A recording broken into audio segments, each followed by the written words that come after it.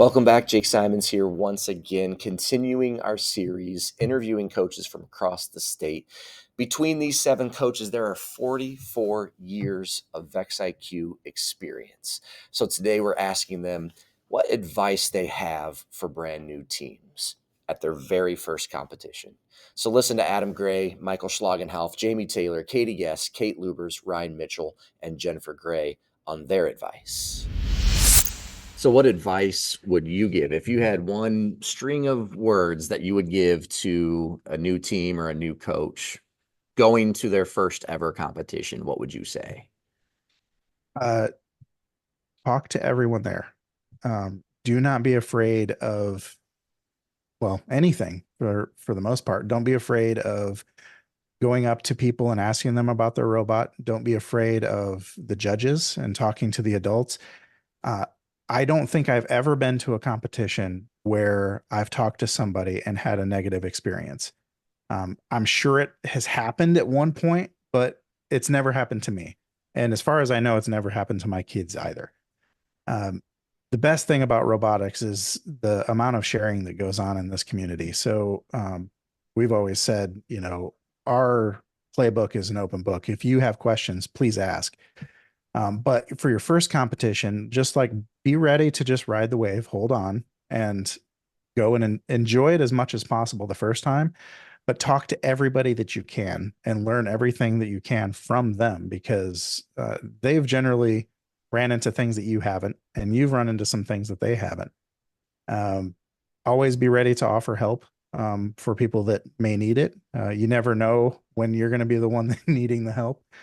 Um, and I think probably lastly, it is a competition and you want to do well and everything, but it isn't the end all be all if you don't do well. And in fact, if this is your first time, doing well is almost detrimental at your first competition because most of the time we learn from the things that go wrong and the failures that happen and everything. And the last thing that you want is to get to a state championship and have your failures there. Yeah. You want to fail as fast as possible for anything that can fail so that we can take those and incorporate them back into our process so that we can get stronger as we go. I guess just, embrace the failure and embrace the other teams that are there. Yeah, that reflection afterwards is incredibly important. I mean, we would spend, the first 20 minutes of the bus ride home talking about every aspect of the tournament, what went well, what did not go well, where can we go from here? And so that reflection piece is really, really important. Just go have fun. Keep your eyes open, see how things go. Let the day be what it'll be. If you win, wonderful. That's always a great thing. Go have fun, first and foremost. Like, have fun seeing the different designs, meeting kids you've never met from around the state, around whatever area you go to. Just enjoy the day, the process, have fun, and come out with new ideas and come out, look for that energy that goes like, I saw this new thing. We can do that. That would be amazing. And, just have fun with it and don't expect too much because there's a lot that happens. It's a lot to take in and adjust to. And I would say very few teams are going to get in there and just, go win a competition their very first time ever. Right. Will it happen? Maybe. Just go have fun and learn for that next time. Just, take the learning away from it more than anything. Have fun. That is the most important thing. Don't go into it expecting to either be the best team there or don't go into it saying we're awful, we're going to do awful because you never know how your day is going to go. Big things to do. Make sure you go talk to other teams. Kids are not scary to talk to. Go talk to other kids. If you see a cool robot, go ask them about it. Go learn about it. Go pay attention at skills. If there's a team that's programming and their program does really well, talk to them. Get some tips on how they did that kind of thing. You'll learn so much more talking to other kids that do robotics than you will trying to figure it out by yourself. Don't be terrified of the judges. They're not scary. They're going to ask you questions. They're going to ask the same questions pretty much at every competition you go to. So just be prepared for them to ask it. They're going to ask you stuff that's based off of the team interview rubric. So familiarize yourself with that, and you'll be more comfortable when you talk to the judges. I think my advice would be don't be afraid to ask other teams for help and to ask questions. So robotics is kind of unlike any other competitive sport or activity I've ever done where the community is so willing to help one another out.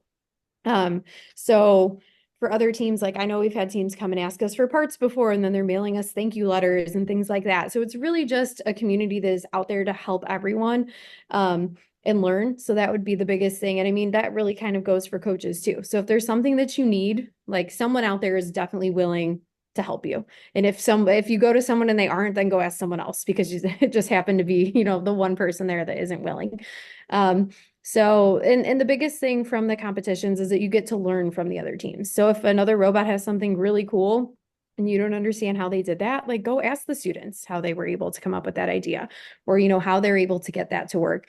I know there's a couple times too, even some of my teams have talked to your teams before. Hey, we're stuck with this one part on our robot. Do you have any ideas for us? So, I mean, that would be the biggest thing is those competitions. You can really learn a lot if you're willing to just put yourself out there and ask for help.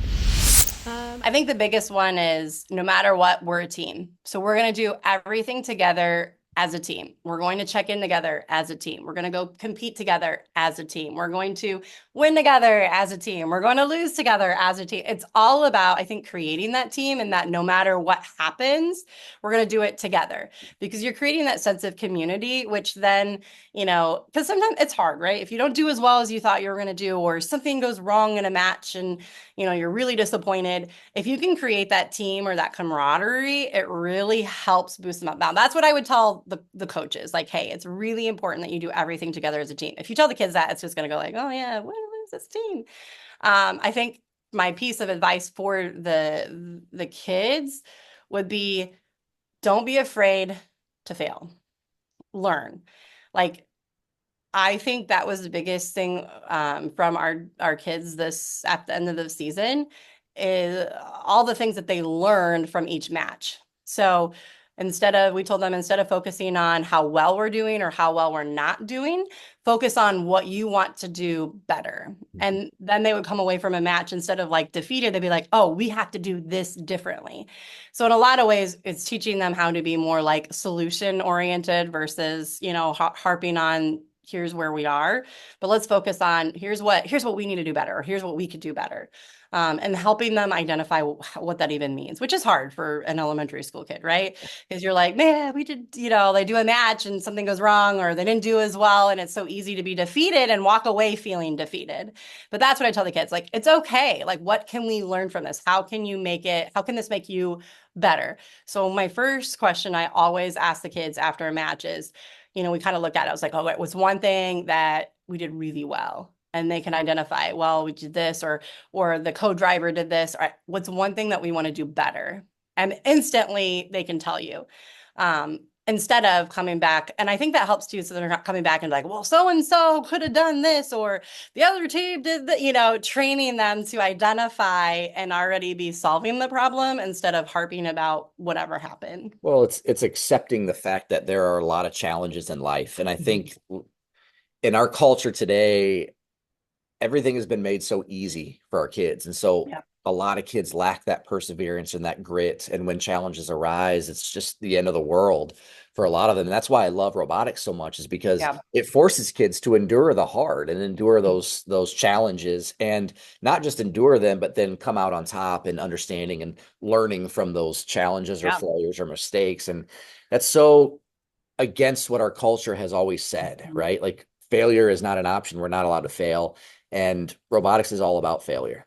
Like, obviously we want to succeed. We want to do well at competitions. We want to, win trophies or whatever. That's part of the competitive side of it. But at the same time, through the process, the engineer design process, there are constantly problems. I mean, the game every single year is called the challenge, right? The rapid relay challenge, the crossover challenge. And that instills that perseverance and that grit that I think is really lacking in our culture today, not just with kids, but with adults too. So absolutely. Which is hard then, because when you're teaching your kid, you're teaching the kids And it's a great reminder for parents. And this is something that I learned early on, that before competitions, we have to have a parent meeting and we need to talk through, like, here's things that you can do that will help. Like, here's how we're going to be coaching your kids, and here's some things that you can do that will be helpful. Here are things that you might be tempted to do that could be potentially harmful, and especially because, again, we want this to be student led. And as parents, we mean well, right? Like, we mean well. But sometimes we don't deliver well, and we get caught up because of that fear of failure. We get caught up in this, driven by the competition it's a lot of pressure. It's a lot of pressure to put on the kids, right? Yeah. If we could focus on, okay, all right, okay, what do we could do better? And if they can identify, here's where we're a little bit less than what we wanted to be, and then they can identify, here's where we need to go, that's a win. They don't need to hear it from us. They don't need to hear, like, man, you should have scored. Like, what were you thinking? Like, they don't need to hear that. And I can't tell you how many times I've seen parents, getting on their kids, and the kids are just so defeated. Yeah. And how do you think they're going to be going into the next match? Exactly. Not well, right? Like, they are already hard enough on themselves. They don't need us to tell them, they need us to help them to come up with a solution. Yeah, to process through that. So in my role currently, I'm recruiting coaches to fill vacancies and stuff like that. So I deal with new teams all the time. And so I'm asked to come and, talk with their teams and things like that. And I always just say, like, make sure you're having fun. That's the big thing, right? Expectations should be, at a first competition especially, that we're going to get the experience. Don't expect to win. Ask questions. I offer my students to them to ask anything that they are unsure about or interested in. And me personally, I just encourage them to have fun, really making sure that they are looking at ways that they can improve their robot in the future, looking at talking about strategy, and just finding ways to make the most of a first competition without getting so stressed out about how well they're doing, and just focus more on the experience and the strategy and just getting that confidence. At every competition that you attend, there's a wide variety of experience there. Mm-hmm. And that's one of the things I love about robotics, is that you have 25 to 60 teams there, all with varying levels of experience that you can learn from and take something away from. That's why I love league nights as well. I highly recommend joining leagues because it's a great opportunity to collaborate with other teams in your area that might be better than you, and you can learn something from. So I like that. Always have fun. And what's something new that you learned from this experience? Number one, just have fun. That should be your ultimate goal. Also, don't be afraid to talk to other kids. They're going to see some really cool robots, and tell them, bring back ideas. That's one of your jobs today. And go ask them, how did you do that? And have them explain it to you. I think a lot of coaches kind of get stuck in this mentality of, we have to come up with all of this stuff on our own, right? We have to come up with this brand new design that nobody's ever heard of or seen before, which is, that's fine. That's great. Mm-hmm. But there is a lot of power in learning from other students, right? There's a lot of power in that observation piece at competitions. Hey, we saw this robot that had this mechanism on it. I want to try to go for that. Or, hey, we watched this YouTube video that had this type of drivetrain. I want to try to go for that. And there's a lot of power in that type of learning. And that's totally fine. So